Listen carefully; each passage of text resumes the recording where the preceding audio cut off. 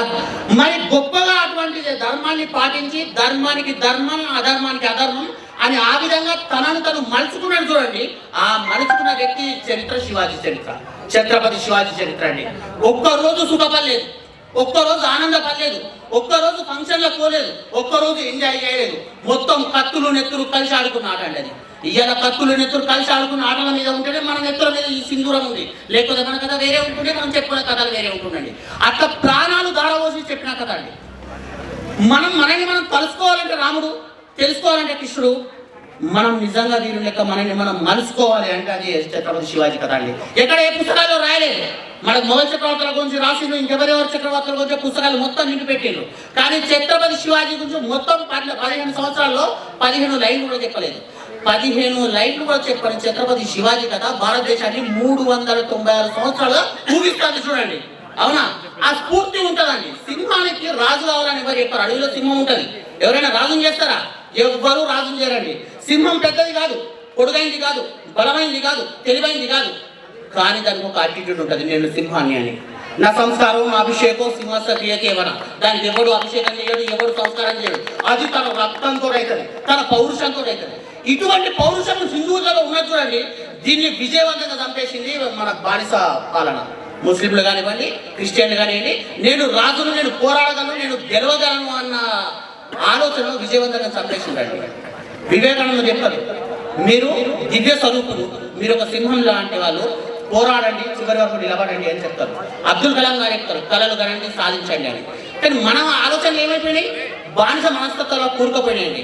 ఇట్లా భారతదేశాన్ని మొత్తం బానిసత్వం పట్టి పీడిస్తున్న కాలంలో 1630వ సంవత్సరం ఫిబ్రవరి 19 నాడు షాజీ భోస్లే జీజాబాయిలకు మరాఠా దేశంలో పూనా రాజ్యంలో శివనేరి కోటలో ఒక చిన్న బాలుడు జన్మించిండు, పేరు శివుడు. అవునా కదా? మనకు ఎవరికన్నా చూడండి, మనం తలుచుకున్న పేరు రాముడు, శివుడు. అట్లనే వాళ్ళ ఇంట్లో ఒక చిన్నారి బాలుడు పుట్టిండు, ఆ బాలుని పేరు శివుడు అని పెట్టిండు. మరి చిన్నారి శివుడు ఛత్రపతి శివాజీ మహారాజు ఎట్లయిండు? దేశంలో కొన్ని వేల మంది రాజులు ఉన్నారు, ఎవరి గురించి చెప్పుకుంటానమ్మా? ఎవరి గురించి చెప్పుకుంటామండి. కొందరు వాళ్ళ ఆనందాల కోసం చేసిండు, కొందరు వాళ్ళ పిల్లల కోసం చేసిండు, కొందరు వాళ్ళ విజయాల కోసం చేసిండు. ధర్మం కోసమే ఛత్రపతి శివాజీ బొమ్మ కింద ఉందండి. సనాతన ధర్మం అక్కడ మీద ఎగురుతుందండి. ఇది ఛత్రపతి శివాజీ చూపించింది. నేను కాదు, నా పేరు కాదు, ఎగరవలసింది ఏంది? కాషాయ గజం ఎగరాలే, సనాతన ధర్మం ఎగరాలే. అయితే ఒక పిల్లవాడు మహావీరుడు కావడం వెనుక తల్లి పాత్ర ఎంత గొప్పది అని జీజాబాయి మాట చెప్తుందండి. తల్లి పాత్ర, ఒక యోధుని తల్లి, ఒక వీరుని తల్లి చరిత్ర రాస్తే కేవలం జీజామాత అవుతుంది. చిన్నప్పటి నుంచే చుట్టూ బీజాపూర్ సుల్తాన్, ఆదిల్ షాహీలు, నిజాం షాహీలు వీళ్ళందరూ పరిపాలిస్తున్న కాలంలో చిన్నారి శివునికి చిన్నప్పటి నుంచే రామాయణం, భారతం, తర్వాత భాగవతం, గొప్ప గొప్ప వీరుల కథలు, గొప్ప గొప్ప యోధుల కథలు చెప్పారు. చెప్తే ఛత్రపతి శివాజీ ఏం కలగన్నాడు? నేను కూడా వీరుణ్ణి కావాలి, నేను కూడా యోధుని కావాలని కలగన్నాడు. ఒకసారి ఆలోచించండి, ఛత్రపతి శివాజీ జిజామాత అలా చెప్తే ఒక పిల్లవాడు ఛత్రపతి శివాజీ అయ్యిండు. మరి మన పిల్లలకి ఏం నేర్పుతున్నాం? అవునా? మన పిల్లలు ఏం నేర్చుకుంటాను మీరు ఆలోచించండి. సెల్లులోకి ఆడుకుంటుండ్రు, పబ్జి గేమ్లు ఆడుకుంటుండ్రు, కనీసం చదవడం కాదు, రాయడం కాదు, రాముని కథ కానీ కృష్ణుని కథ కానీ మనం తెలుస్తలేదు. మనం గుళ్ళకు తీసుకెళ్తలేము. అవునా? ఇక కార్యక్రమాలు కూడా చేసేసి 100,000 మంది వచ్చేసి కండువాలు వేసుకున్న మాత్రమే ధర్మరక్షణ అయిపోద్దా? కాదండి. మన పిల్లలకు రాముడు ఎవరో తెలవాలి, కృష్ణుడు ఎవరో తెలవాలి, ధర్మం ఎవరో తెలవాలి. నువ్వు ధర్మాన్ని పట్టుకుంటావా, రాముడిని పట్టుకుంటావా అంటే సాక్షాత్ రాముడే పట్టుకున్నాడండి ధర్మాన్ని. రామో విగ్రహం ధర్మ. ఆ ధర్మం పద్ధతి ప్రకారం పోయిండు. ధర్మాన్ని అనుసరించిన వ్యక్తులతో కలిసి యుద్ధానికి పోలేదు రాముడు. కోతులు కొనముచ్చులైనా సరే నేను ధర్మాన్ని ఎవరు పట్టుకున్నారో వాళ్ళని పట్టుకుని ముందుకెళ్తాను. అటువంటి ధర్మం మన పిల్లలకు నేర్పబడాలి. అలా తన బిడ్డకు నేర్పింది. బిడ్డకు నేర్పిన తర్వాత చిన్నారి శివుడు నేను ఎట్లయినా ధర్మాన్ని నిలబెట్టాలని అనుకున్నారు. కేవలం మీరు ఎక్కడికైనా పోవాలంటే ఇక్కడ నుంచి మీరు చంద్రపూర్ పోవాలనుకున్నారు. ఎటు పోవాలో మీకు పోవడానికి ఒక వాహనం లేదనుకుంటే పోలేరు. బండి కావాలని లేదా? ఆ బండి ఏంటంటే యుద్ధం. యుద్ధం అన్నది ప్రతి ఒక్కరికి కంపల్సరీ. మీరు ఇప్పుడు కూడా చూడండి, ప్రతి ఒక్కరికి ఇంతమంది ఉన్నారు కదా, ప్రతి ఒక్కరి జీవితంలో దేవుడు ఒక యుద్ధం ఇస్తారు. ఖచ్చితంగా ఒక యుద్ధం ఇస్తారు. చిన్నపిల్లలకి బడిపోవడం యుద్ధం, పెద్దోనికి జాగ్రత్త యుద్ధం, ఆ తర్వాత పెళ్ళేవుడు యుద్ధం, ఆ తర్వాత కలిసిడు యుద్ధం, తర్వాత సమాజానికి సేవ చేసే యుద్ధం. ప్రతి ఒక్కటి యుద్ధం ఉంటుందండి. అటువంటి యుద్ధాన్ని ఎలా గెలవాలి అన్నది 16 సంవత్సరాల వయసులోనే తోరణ కోటను గెలిచే విధంగా ఏర్పాటు చేసింది దాదాజీ కొండదేవ్ అండి. ఒక్కొక్కరి గురువులేని ఎవరు గొప్పలు కాదండి. ఇప్పుడు మనము 1, 2 నంబర్లు నేర్చుకున్నాం కదా, ఏబిసిడీలు నేర్చుకున్నాం కదా, ఇవి కూడా గురువు లేకుంటే నేర్చుకోలేదు మనం. కేవలం గురువు ఉండాలి. అట్లా జీజామాత మొదటి గురువు అయింది.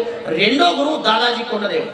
మనకు యుద్ధం రాగానే, యుద్ధం చేయగానే, మనము యుద్ధం నేరగానే గొప్ప వాళ్ళం అయినామా? 10th బాగా చదివినాం, ఇంటర్ బాగా చదివినాం. పరీక్ష లేకుండా మార్కులు వేస్తారా? పరీక్షలు తప్పనిసరి, పరీక్ష తప్పనిసరి. ఆ విధంగా ఎటువంటి పరీక్షలు రాయాలి, ఎలా ధర్మాన్ని నిలబెట్టాలి అని మార్గదర్శనం చేసిన గురువు పేరు సమర్థ రామదాస్ అని. అసలు ఎటు పోవాలి, ఏం చెయ్యాలి. అటువంటి యుద్ధం గెలిచిన తర్వాత కూడా ఒకరోజు నువ్వు గొప్పలు లేదు, ప్రతి ఒక్కరూ లోకంలో గొప్పలు అవుతారని. కానీ గొప్పలు అయిపోయిన తర్వాత అంతా అమ్మ భవానీ మాత యొక్క భాగ్యం, నాదేమీ లేదు అని వెనక్కి చేతులు పట్టుకుని నిలబడుతుంటారు. పాపం వాళ్ళందరూ రాత్రి పగలు ఎంతో కష్టపడి చేస్తే ఈ రోజు కార్యక్రమం ఇక్కడికి వచ్చింది. అయినప్పటికీ చేతులు పట్టుకుని వెంట నిలబడి నాదేమీ లేదు, అంత ఈశ్వరు దయాన్ని వెంట నిలబడరు చూడండి.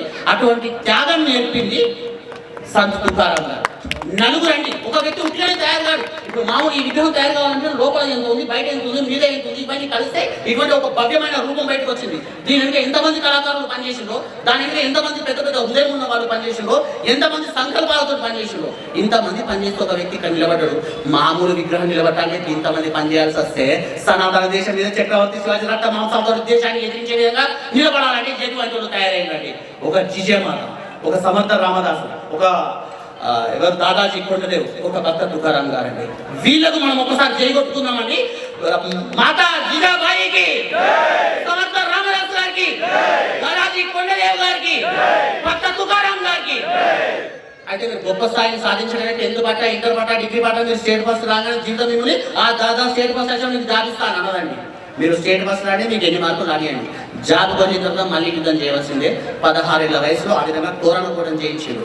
కేవలం 16 ఏళ్ల వయసు. మన 16 ఏళ్ల వయసు పిల్లలు ఏం చేస్తారు? ఆలోచించండి, ఏం చెయ్యాలి, ఏం చేస్తుంది, ఇది ఒక్కసారి ఆలోచించండి. ఇది ఆలోచిస్తే శివాజీ కథ ఎందుకు నేర్చుకోవాలి, రాముడు కథ కూడా ఎందుకు నేర్చుకోమంటాం మనం?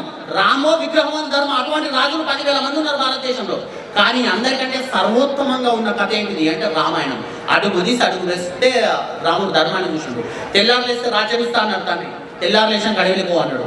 రాజ్యం ఇచ్చిన కరెక్టా, అడవులకు పోవడం కరెక్టా అని అడగలేదు రాముడు. నా ఏం చెప్తే అది కరెక్ట్ అన్నాడు. కానీ లక్ష్మణుడు అడిగిందండి, అన్నయ్య నాన్నదుడు చిన్న భార్య మోజులో పడ్డాడు, నేను అడవులు పంపుతాను, పెద్ద కొడుకు రాజు కావాలి, నువ్వు రాజుగా ఉండాలి అంటే రాముడు ఏమని చెప్పిండంటే, ఇదంతా నీది నాది కాదు, పరమేశ్వరుడు ఒకడు ఉన్నాడు, వాడు ఆడుతున్న ఆట. అవునా, తండ్రి ఏం చెప్పిండో అది ధర్మం కావాలి. అవునా, రాజ్యం కావాలన్నా లేకపోతే అడవులకు పోవాలన్నా ఇది కాదు, తండ్రి ఏది చెప్తే అది మాత్రమే ధర్మం అన్నాడు. తను నడిచి చూపించిందండి. ఒకవేళ ఆ రోజు కూర్చుంటుంటే రాజారాముడు అయిపోయాడు. అడవులకు పోయిండు కాబట్టే మర్యాద పురుషోత్తమ భగవాన్ శ్రీరాముడు అయ్యాడు. కష్టపడకుండా గొప్పవాళ్ళు ఎవరూ కాలేదు. కృష్ణుడు కష్టపడ్డాడు, రాముడు కష్టపడ్డాడు, ఛత్రపతి శివాజీ కష్టపడ్డాడు. ఈ రోజు మీరు ఎవరైనా గొప్పవాళ్ళని చూడండి, కష్టపడ్డ వాళ్ళే గొప్పలైన. రాత్రి వెనకే పగలు ఆనందాన్ని ఇస్తుంది, ఎండ వెనకే బాగా ఆనందాన్ని ఇస్తుంది. కష్టపడితేనే మనిషికి విలువ తెలుస్తుంది. ఈ రోజు మన పిల్లలు కష్టపడే అవకాశం మనం ఇస్తున్నామా? ఇవ్వట్లేదండి. కష్టపడకపోతే 25 ఏళ్ళు, మొదటి 25 ఏళ్ళు ఎవరు కష్టపడతారో తర్వాత 50 ఏళ్ళు అతను సుఖపడతారు. మొదటి 25 ఏళ్ళు తల్లిదండ్రులు ఎవరు సుఖపడతారో తర్వాత వాళ్ళు కష్టపడతారండి. ఇది తప్పని మీరు బయలుదేరుకోలేడు, నాటుకోలేడు, మీ దగ్గర చూడండి, అంతకు మించి మనకు అవసరం లేదు. దీని తర్వాత